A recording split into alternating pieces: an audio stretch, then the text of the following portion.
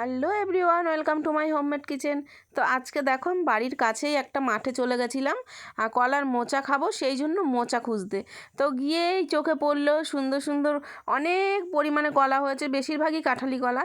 তো সেখান থেকে বেছে একটা সুন্দর কলার মোচা নিয়ে বাড়ি চলে আসলাম। দেখো মোচাটা কিন্তু একদম ফ্রেশ আর টাটকা। আর মোচাটাকে আমরা ভালো করে ছাড়িয়ে ধুয়ে একটু লবণ দিয়ে জল দিয়ে সিদ্ধ করতে বসিয়ে দিয়েছি।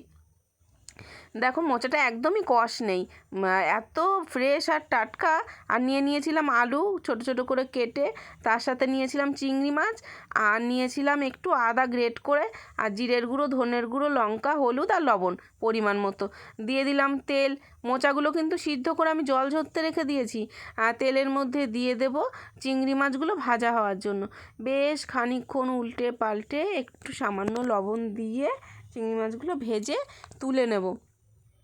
ওই তেলের মধ্যেই দিয়ে দেব ফোড়নে 5 ফোড়ন, শুকনো লঙ্কা আর তেজপাতা দিয়ে একটু নাড়াচাড়া করে ফোড়নটা থেকে সুন্দর গন্ধ বের হলেই ওর মধ্যে দিয়ে দেব ওই যে কেটে রাখা আলুগুলোতে একটু লবণ দিয়ে ভালো করে ঢাকা দিয়ে নেড়েচেড়ে ভেজে নিতে হবে লাল লাল করে, যেন আলুগুলো 70 থেকে 80% সিদ্ধ হয়ে যায়। দেখো আলুগুলো আমার মোটামুটি 70% সিদ্ধ হয়ে গেছে, আর কালারও চলে এসছে। আর ওই যে মশলাটা রেখেছিলাম, সব মশলাগুলো গুলে একটা পেস্ট তৈরি করে নিয়েছিলাম।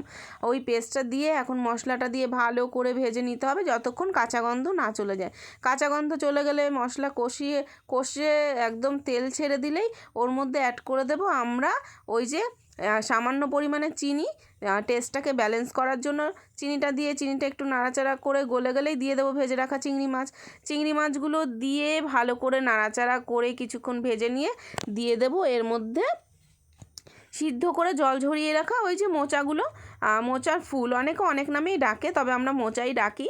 অনেকে কলার ফুল বলে, অনেক কিছু বলে। এবার ভালো করে নাড়াচাড়া করে ভাজতে হবে। আচ্ছা, তোমরা যারা আমার ভিডিওটি ইউটিউব থেকে দেখছো তারা অবশ্যই চ্যানেলটিকে সাবস্ক্রাইব করে আমার পাশে থেকো আরও নতুন নতুন ভিডিও পাওয়ার জন্য। দেখো আমাদের মোচাটা এখন বেশ একটা সফটনেস চলে এসছে আর মাখা মাখাও হয়ে গেছে। এখন আমাদের আরও কিছুক্ষণ ভালো করে ভেজে নিতে হবে, ভালো করে উল্টে পাল্টে ভেজে নিতে হবে। এই মুহূর্তে আমি দিয়ে দিয়েছিলাম কিছুটা গরম মশলার গুঁড়ো দিয়ে ভালো করে নাড়াচাড়া করে গরম গরম ভাতের সাথে পরিবেশন করো। বাঙালিয়ানা একটা অদ্ভুতই স্বাদ। তো দেখো রেডি আমাদের। আর দিয়ে দিয়েছিলাম নামানোর পরে দিয়ে দিয়েছিলাম সামান্য একটুখানি ঘি, দেশি গাওয়া ঘি দিয়ে দিলে না আরও ফ্লেভারটা আরও স্ট্রং হয়, আরও মানে কি আর বলবো, কিছু বলার নেই। তোমরা একদিন বাড়িতে বানিয়ে খেয়ে দেখো তো কেমন হয়, খেয়ে আমাকে জানিও। আমি তো মুখে বলতে পারছি না টেস্টটা ঠিক কেমন এসেছিলো। তো না, গরম গরম ভাতের সাথে পরিবেশন করো মোচা চিংড়ির ঘন্ট। তা তোমরা খেয়ে জানিও কেমন হয়েছে, আর পরবর্তীতে আমার থেকে কেমন ধরনের ভিডিও চাও অবশ্যই আমাকে কমেন্টে বলতে ভুলো না। দেখা হচ্ছে দ্বিতীয় কোনো ভিডিওতে। বাই, সবাই সুস্থ থেকো, ভালো থেকো।